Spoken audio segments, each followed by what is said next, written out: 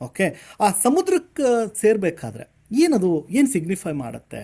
ಈಗ the river loses its name to find its meaning. ನೋಡಿ, ಅದು ಸಮುದ್ರಕ್ಕೆ ಸೇರಿದ ಮೇಲೆ ನಾವು ಇನ್ನೇನು ಮತ್ತೆ ಅದಕ್ಕೆ ಅದ್ರ ಹೆಸರು ಹಿಡಿದು ಕರೆಯಲ್ಲ. ಅದು ಗಂಗಾ ನದಿನ, ಸಿಂಧು ನದಿನ, ಕಾವೇರಿನ, ಗೋದಾವರಿನ ಅಂತ ಹೇಳ್ಬಿಟ್ಟು ಕರೆಯಲ್ಲ. ಆ ಸಮುದ್ರದ ಹೆಸರನ್ನು ಕರಿತೀವಿ. ಆ ಸಮುದ್ರದ ಒಂದು ಭಾಗವಾಗಿ ನಾವು ಹೋಗ್ಬಿಡ್ತೀವಿ ಅಲ್ವಾ. ಅಂದರೆ ನಮ್ಮಲ್ಲಿ ಇರುವಂತಹ ಒಂದು ಅಹಂ ಈಗೋ ಏನಿರುತ್ತಲ್ಲ, ಅದನ್ನು ಕರಗಿಸುವಂತಹ ಒಂದು, ಅಂದರೆ ಇಷ್ಟು ದೊಡ್ಡದಾಗ ನಾನು ಅಲ್ಲಿಂದ ಬೆಳ್ಕೊಂಡು ಬಂದಿದ್ದೀನಿ, ನಾನು ಹಿಮಾಲಯದಿಂದ ಹುಟ್ಕೊಂಡು ಬಂದಿದ್ದೀನಿ, ಹರ್ಕೊಂಡು ಇಲ್ಲಿವರೆಗೂ ಬಂದಿದ್ದೀನಿ, ನನ್ನ ನಾಲೆಜನ್ನು ಅಷ್ಟೆಲ್ಲ ಕೊಟ್ಟಿದ್ದೀನಿ.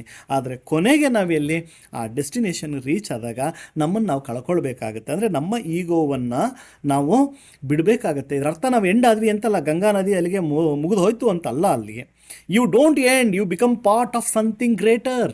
ಆ ದೊಡ್ಡ ಒಂದು ಸಮುದ್ರದ ಭಾಗವಾಗಿ ನಾವು ನಮ್ಮ ಅಂದರೆ ನಮ್ಮ ಎಕ್ಸಿಸ್ಟೆನ್ಸನ್ನು ಬಿಟ್ಕೊಟ್ಟು, ಅಂದರೆ ನಮ್ಮ ಈಗೋವನ್ನು ಬಿಟ್ಕೊಟ್ಟು ಬದುಕಬೇಕಾಗತ್ತೆ.